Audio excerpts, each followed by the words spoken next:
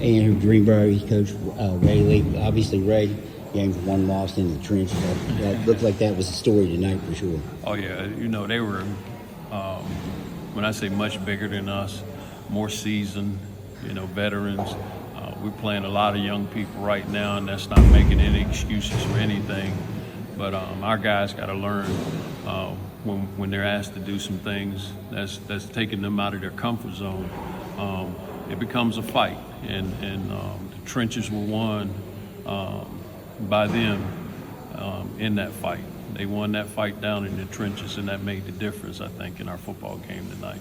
Obviously, everybody knew you had to replace a lot of guys on the line.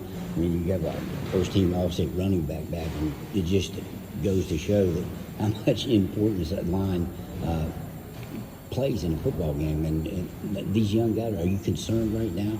Where things are at, or are they just going to have to get some more seasoning? That's all. When you say, and I'm not really concerned too much about it. It's just a matter of them getting more game experience and getting time out there and playing in football games like this right here. I give credit to Woodrow. They're seasoned group of guys that they played tonight. And like I said, we only had one returning guy that came back from last year's line. So that's a lot to replace. And this, like I said, it's just a matter of them getting the time out there. We got a long season in front of us, and I think as the season grows, they should get better. One guy, there wasn't a lot of tape on last week because he had one carry, and that's number 9 for them, DeMonte Mitchell. Were you a little surprised by him? I mean, the amount of carries he got, and was he a kind of a different back for them? You maybe not seen in tape from last week's game? I think it was more the scheme they ran, and he just ran it, pretty much like how they wanted to run it, because we saw the same thing on film, and he was a difference maker for him, and the quarterback, he was a difference maker for him on those keepers. Did you want to do more in the passing game, and they just didn't allow it? Because a lot of times it looked like Montfort was back there scrambling for his life. I mean, obviously not. You know what I mean? Oh yeah. Bad analogy, maybe, but he was scrambling around quite a bit tonight. Yeah, and then, and that's part of it. Again, having an inexperienced line like that. There were a few times we made some mistakes that were just minor mistakes that caused those things to take place.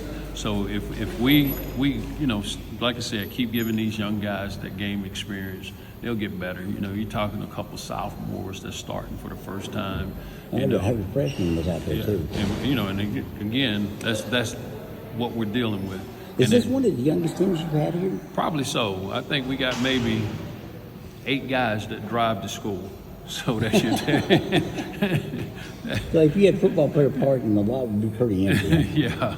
So that kind of tells you the age of the group of young men that we're dealing with, and I think it's good for them. Having a loss like this, a tough loss like this, a tough loss like you basically have lost to 2 good football teams. Right. They're not slouches, man, by any stretch of the imagination. Both coaches, they do a good job in coaching their young men up, and I always say it's pretty much the nature of high school football. You're going to get a group of young men that come in and they're going to stick together and be a solid group. And once they get that game experience, next thing you know, they're seniors or juniors playing together and they start gelling, and then you got a pretty good team. And I think that every game I've seen in the last 25 years, if 4 or 5 of them aren't linemen, you might have a problem. That's right. And we were fortunate last year, and I don't want to harp on last year because we're in this year now. Right. But we were real fortunate with the guys that we had last year. They stayed together, all throughout their freshman year, sophomore year, and pretty much got a lot of playing time their sophomore year. And then that carried over into their junior year, which we had, some success there in our junior year. And then their senior year, you saw what the results were in playing with those guys. And when I say that's the nature of high school football, you basically just take what comes and then you work from there. We're not in a place where you just got a load of athletes just showing up. We take what comes out and we try to do more with less. Rebuilding in a sense. Right. Hey, Ray, I always appreciate it. Thanks a lot, and we'll talk to you again soon. I always appreciate you coming and covering us, Dave. Go